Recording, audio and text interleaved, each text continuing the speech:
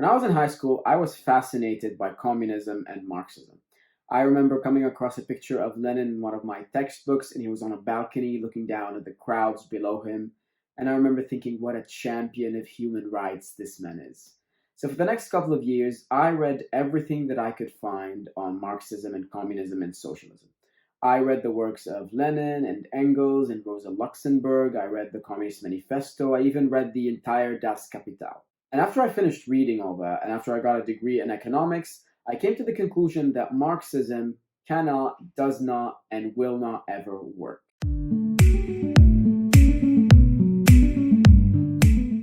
Welcome to Decode Economics, where we decipher the financial world and delve into our personal finances. To understand why Marxism does not work, it is important to understand what Marxism is and what Marxism is not. Marxism is the social, economic, and political philosophy of German philosopher Karl Marx. It is similar to socialism, although they are not the same, and it is the blueprint on which all of the communistic regimes of the 20th century were built. Marx wrote extensively about a lot of issues, but if you want to just focus on the core belief set, we could divide Marx's thought into four main ideas. Number one is historical materialism. Marx was heavily influenced by the work of German philosopher Friedrich Hegel, mainly his interpretation of history as a dialectical battle of ideas. In Hegelian terms, we have an idea that we call the thesis, and this idea grows and it dominates society, but as it grows, it creates its opposite. It starts creating opposition, or the antithesis, and then the two battle together, and the end result of this battle is the emergence of a new idea, the synthesis, that has the best of both worlds. But over time, even this new idea starts creating internal contradictions, it starts creating its antithesis, and then the two battle together, and so on and so forth. And that's how Hegel saw history as evolving. Marx took this theory and flipped it on its head. Instead of ideas being the primary motive that caused the change in the material conditions, he saw the material conditions of man's existence as being the dominant factors causing this battle of ideas. The second main idea in Marxism is class struggle. Marx famously opened the first chapter of the Communist Manifesto by saying that the history of all hitherto existing society is the history of class struggle. To understand this, it is better to give an example. If we go back to feudal society, Marx would view it as divided into two main classes, the landowners and the serfs. The landowners oppressed and exploited the serfs, and they lived off of that exploitation. Now, over time, the landowners became so powerful and so good at exploiting the serfs that they started generating excess agricultural product. This led to the emergence of a new class, the merchants, who lived off of selling this excess product. Now, over time, the merchant class became so powerful, it overthrew the landlords and established a new form of society known as capitalism.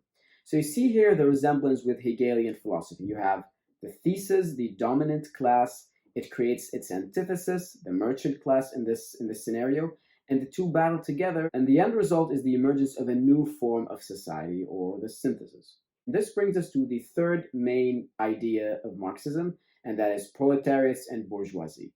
Marx viewed society under capitalism as divided into two classes. The proletariats, who were very poor and impoverished and had nothing to sell but their labor, and the bourgeoisie, who owned the capital and exploited the proletariats. Marx saw the two classes as locked together in a battle till the death. The fourth and final integral idea of Marxism is the inherent instability of capitalism and its inevitable demise. Because of what I explained earlier, Marx saw capitalism as marching towards its inevitable demise. Over time, the working class would get more and more impoverished as the bourgeoisie exploited them more and decreased their wages and replaced them with machinery. And the competition between the bourgeoisie would lead to ever increasingly violent crises. These two things were inherent flaws of capitalism, and over time they will lead to a tipping point where the proletariats, the working class, would erupt in a violent revolution that would overthrow capitalism. After this happens, the proletariats would establish a dictatorship, and this would pave the way into a stateless, classless society known as communism. Now that we understand what Marxism is, we could look at why it cannot and does not work. The first reason why Marxism does not work is false premises. We saw how Marx views history almost as a science, almost as physics. It is something that you could understand and predict, and he did make predictions. He predicted that capitalism would be destroyed in the century following his death. He predicted that this would happen because the working class would get more and more impoverished, but none of this happened. If we look at the data, the century that followed Marx's death saw the wages of the average working class skyrocketing. And it is apparent by the fact that I have electricity and I'm not starving that we're still living under a capitalistic society. So none of his predictions materialized. We are already off to a bad start here because the very predictions he made in his theory turned out to be false. The second reason why Marxism does not work has to do with its inherent tendency for dictatorial rule.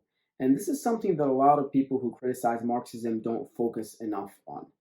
Marxism is built on confiscating private property. And to do that, you must have a dictatorship.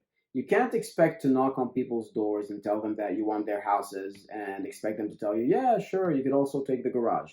People will fight it.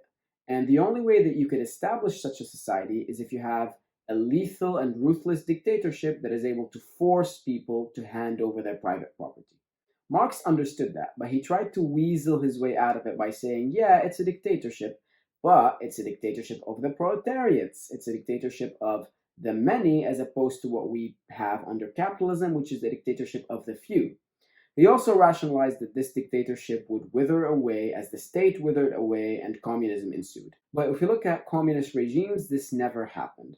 Whenever you give a group of people unlimited power, they will keep that power and they will increase it. They will not willfully give it back because human beings are greedy and we love power, and that's just how reality is. The third reason why Marxism does not work is economic stagnation.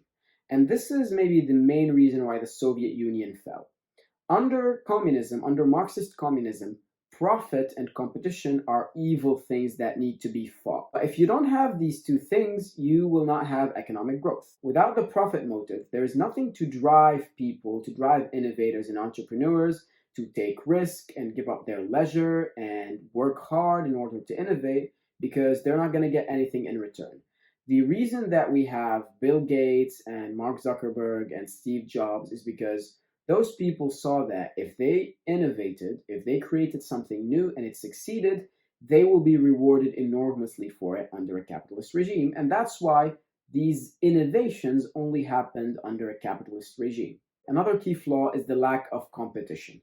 Competition is one of the main things that drives companies to maintain their level of services and improve it, or else they risk losing all of their money to competitors. This is exactly what happened with Nokia. The first phone that I ever owned was a Nokia, and I remember back then everyone owned Nokia. But because they didn't compete enough and they didn't enter the smartphone market fast enough, they were wiped out of existence almost overnight. In Marxist regimes, there is really no competition, so there is no tendency for companies to improve their services or products. If you don't have competition or the profit motive, you don't have innovation and improvement of services and products, and if you don't have that, you have economic stagnation. The fourth and final reason why Marxism does not work has to do with the work of Austrian economist Friedrich Hayek. And this is something that I struggle to explain, so bear with me. When we look at prices of products in a capitalist society, they're not something that is arbitrarily set. They are signals of information that is decentralized and imperfectly held by people in all of society. To explain this better, I'm going to give you an example. Say we have a copper mine that produces half of the global production of copper, and all of a sudden this mine went out of work. It got destroyed or it ran out of copper, so almost overnight you lost all of its production of copper.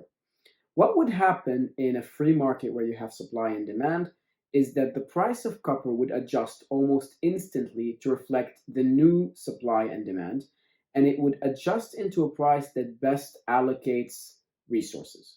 This new price that automatically changed carries within it vast information about the different people involved in the supply and demand of copper. It carries information about the demand in copper to use in electronics and in manufacturing, and the possibility of finding new copper, the investors, the suppliers. All of that would be built into this price because all these different sides and different people would come together, and the bid process, the supply and demand between them, would determine the new price. Now, say copper went into the production of a medical machinery and it could not be replaced by any other material. So we have this fictional machine that requires copper. You cannot put anything else other than copper in it, and it is vital because it regulates the heart rate or something like that. In this case, the people who worked in the medical field will still demand copper at any price, even though supply was lower, because they do not have an alternative and they have the highest need for this copper. Because of that, they would be willing to pay almost any price. This way, the copper that is now more scarce is going to the people who need it more, because they are the people who are still willing to pay for it even with this new high price. Now contrast that with communist regimes. You have no price system, so if this thing happened, they have no way of setting the new price of copper other than reviewing papers where bureaucrats come together and try to estimate what the new price should be. Meanwhile, thousands, if not more, would die because this copper is not getting to the people who need it in medicine, and the price itself would not reflect any scarcity because it is impossible to get all the information in society and combine it the way that simple supply and demand does. As you can see, Marxism is riddled with flaws. The premises were wrong, the applications never worked, it led to starvation and dictatorships. So why do we still see people who till this day advocate for it, and why do we see groups and individuals adopting Marxist ideologies? Well, in my opinion, it has more to do with psychology and emotions than it has to do with rational ideas. Human beings are not really wired to take responsibility. It is easier and more comfortable to blame others. It is comforting to think that the problem lies somewhere else. There is someone out there oppressing me or causing misery or causing my poverty, and therefore I am not the one responsible for my life choices. Also, the idea of heaven on earth is something that I think is hardwired into human psychology. We have a longing for this utopian society where there's no oppression and no illness and no misery and suffering, and we're all just happy all of the time. And Marxism really appeals to that emotional and psychological deficit that we have. That's it for today. I hope you enjoyed this video, and if it was informative, I would really appreciate it if you liked and commented and subscribed, and I will see you in another economics and business video.